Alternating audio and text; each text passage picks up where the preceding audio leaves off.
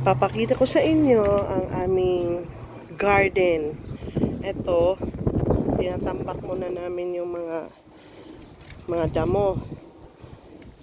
Ayan, para ma-compose. Ito naman, nilagyan na ng sako kasi lilipatan to ng talong. Tapos, ito naman ay compost naman to guys. Lahat ng mga pagkain na mga prutas, o mga balat, mga gulay, mga dahon, ganun, dito namin nilalagay. At andito na, last year pa to, itong mga gabi. Ay, ito na yung bagong sibol niya kasi summer na ngayon. Kaya, ayan sila, ililipat pa namin yan. At meron pa kaming ampalaya dito. Ayan, 4 na puno to, pero 2 na lang yung nabuhay. Ayan, buhay na siya guys. Ito ang aming mga pinagkabalahan pag summer. Makapagtanim ng gulay dahil mahal ang gulay. Dito naman, yung mga seedlings namin, yung iba nalipat na. May okra, may kamatis, may saging din kami. Ayan. Ayan, abangan nyo to guys. Ito, hindi pa nalipat, yung iba nalipat na. Punta tayo doon sa mga nalipat na. Ayan, mga seedlings namin dito nakalagay sa garahe. Ito naman guys, ang aming mga timba. Ayan o, may patatas, buhay na yan. May ugat na.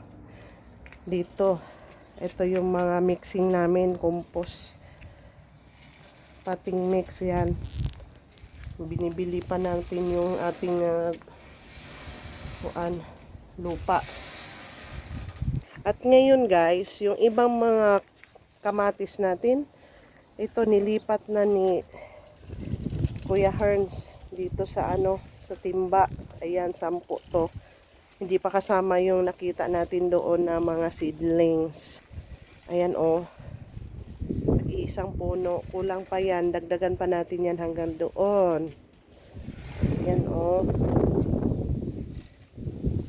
Ayan ang ating mga, abangan nyo ang ating harvest nito.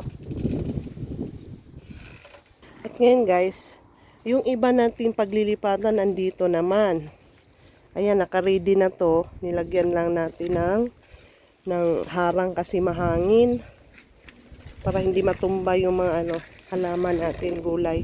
Dito ilalagay ang mga talong. Dito natin ilipat ang talong, yung mga seedling ng talong. Dito. Yan, yung dati kamatis doon, ngayon talong naman. Tapos dito naman si okra ililipat. Ayan guys, ang aming mini garden. Abangan po ninyo ang kanilang pag-usbong. Punta tayo doon sa baba. At speaking sa ating mga prutas, may prutas din tayong mga 2 puno dito. Apple, yan, kulay green. Kulay green na maliliit pa guys. Ayan oh, maliliit pa. Isang puno dito na malaki na apple. At saka kadikit naman niya si plums. Ayan si plums. Ang dami niya ring bunga. Naku, napakasarap nito guys. Kainin pag maniba. Pag maniba siya, napakasarap. Crunchy. Ayan oh, ang dami niyang bunga ni plum. Ayan, isang puno din tong plums. Oh, ito yung likod bahay namin guys. Kaya punta tayo dito sa baba. Papakita ko din sa inyo yung mga tinanim ni Kuya Herns na kalabasa. Abangan din ninyo ito guys. Ayan. Ito kalabasa. Ayan oh. Ayan si kalabasa. 1, 2, 3, 4.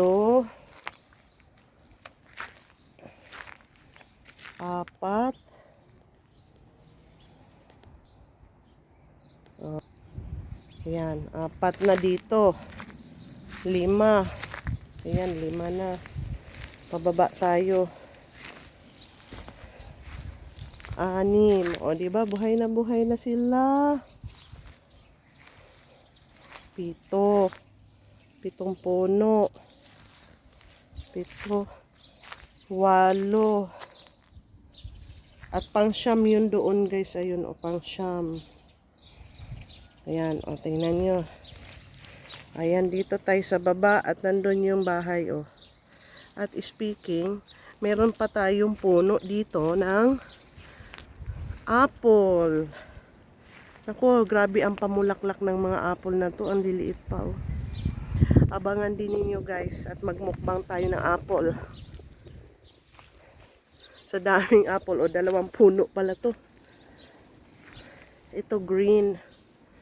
Ayan, maliliit, mga bubot pa to. Mga bubot pa sila. Ayan, napaka-iksi niya. Parang kasi matangkad lang ng kunti sa akin, guys. Para siyang bonsai. Ang dami din niyang mamunga. Ayan, oh. O, ayan. Abangan po natin yung ating mga gulay. Kasi napakamahal ng gulay dito sa lugar ko, guys. Pag summer lang kami nakakakain ng gusto naming gulay. Ayan si Kuya Herns. At busy siya mag-sit up sa kanyang mga gulay. Kanyang garden. Ito, may mint leaves din dito, oh. Mint leaves. Kusa na lang tong tumubo, guys. Ito. Mga mint leaves, ang dami. Ang mahal din ito sa grocery. Ayan, oh. Ayan, oh. Abangan natin ang aming gulay. Abangan natin ang mga harvest. Dito rin sa kabilang bakod, meron din ditong nag-garden din na pangkonsumo lang. Kasi mahal nga ang gulay dito. At yan, oh. Ayan, guys. Ang ating Kuya Herns. Busy sa kanyang kuan. Kanyang tabing sa, ay mahangin kasi dito kahit summer. Mahangin. Ano, busy siya.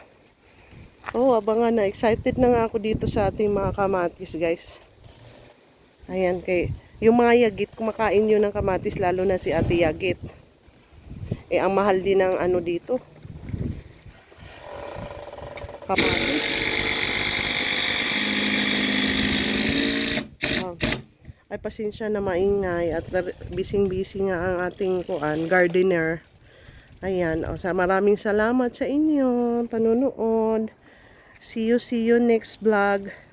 See you next pag malaki-laki ng ating gulayan. Na maliitang gulayan naman, makalibre man lang. Thank you. Bye-bye na pa. Bye-bye. God bless.